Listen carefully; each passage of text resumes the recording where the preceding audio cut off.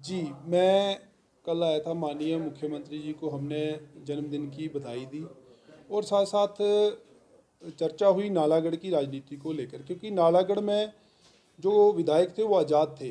किसी टाइम वो स्टेज पे चढ़ के रो रहे थे कि बीजेपी ने उनका टिकट काट दिया, तो वो वहाँ स्टेज पे रोए और जनता का उन्होंने समर्थन लिया, सिंपैथी ली और विधायक बने। ऐसा क्या कारण हुआ कि उनको इस्तीफा देना पड़ा, जबकि वो तो विधायक रह सकते थे। वो ऐसे ही जिसको वो समर्थन देना दे सकते थे, वो तो आज़ाद हैं। तो यहाँ कहीं ना कहीं एक कड़ी जुड़ती है कि कुछ ना कुछ लेन देन की बात हुई होगी। जब कोई किसी को कोई चीज़ देता है तो उसकी में कोई शर्त रखता है। तो ऐसा क्या इन पे दबाव आया कि उन्होंने इस्तीफा दिया? ये एक चिंता का विषय है कि गलत तरीके की राजनीति हो रही है। अब जैसे आलू प्याज खरीदे जाते थे, आज की डेट में जनता में रोष है कि विधायक भी खरीदे जा रहे हैं। तो ये गलत तरीके की राजनीति है।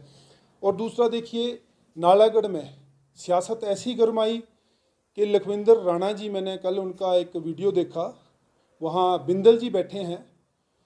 तो जब इतने बड़े लीडर बीजेपी के बैठे हों, वहाँ पे जो कांग्रेस का बीजेपी का जो वो कैंडिडेट थे वो तीसरे नंबर पे आए, उनको बहुत कम वोट पड़ी थी। वो सुक्खू जी को, मतलब पिछले कांग्रेस सरकार को धोखा देकर, कांग्रेस के विधायक होने के नाते कांग्रेस पार्टी को धोखा देकर वो ठीक चुनाव से पहले बीजेपी में चले गए। तो उन्होंने भी वही कार्य किया जो आज के.एल. ठाकुर ने या अन्य विधायकों ने किया है। तो आज वो भी रो रहे हैं।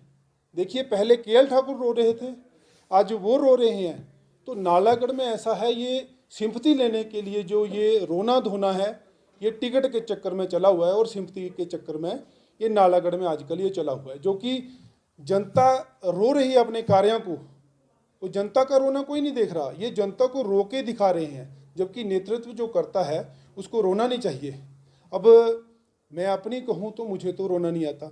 मैं तो जनता के विषय को, जनता की समस्याओं को लेकर माननीय मुख्यमंत्री जी के पास आया था और माननीय मुख्यमंत्री जी ने यही कहा, जैसे ही आचार संहिता हटेगी, नालागढ़ का जितना भी जो रुके हुए कार्य हैं वो पहले से ज़्यादा रफ्तार से किए जाएंगे।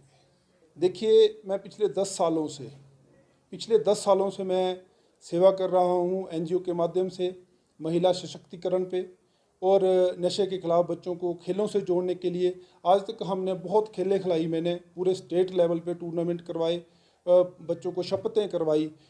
तो मैं जन जन से जुड़ा हूँ। मुझे अपने सारी पंचायतें और 9 वार्ड नालागढ़ के अकेली डंगे तक का पता है, गली तक का पता है कि क्या काम होने हैं। अगर माननीय मुख्यमंत्री जी मान लीजिए मुझे मौका ये देते हैं तो मैं वो दायित्व निभाऊंगा और पूरी तरह से कांग्रेस को समर्थित रहूंगा और दलगत राजनीति से ऊपर उठ के मैं कांग्रेस पार्टी की सेवा करूंगा। अगर वो मुझे टिकट नहीं भी मिलता है तो भी मैं कांग्रेस को ही सपोर्ट करूंगा और हमेशा कांग्रेस ही रहूंगा, क्योंकि एक जगह टिकाऊपन और ठहराव जरूरी है। राजा विजेंद्र सिंह के बाद नालागढ़ में कोई भी स्थायी कांग्रेस का नेता नहीं रहा है। जो आया टिकट के लिए आया और चला गया, कोई आया टिकट के लिए आया, नहीं मिला तो वो आज़ाद खड़ा हो गया और फिर वही चला है, आया राम गया राम। तो मैं यही चाहूँगा कि अगर नालागढ़ से कोई नया चेहरा या मुझे मौका दिया जाता है तो हम उसकी सपोर्ट करेंगे और हमेशा कांग्रेस का साथ देंगे।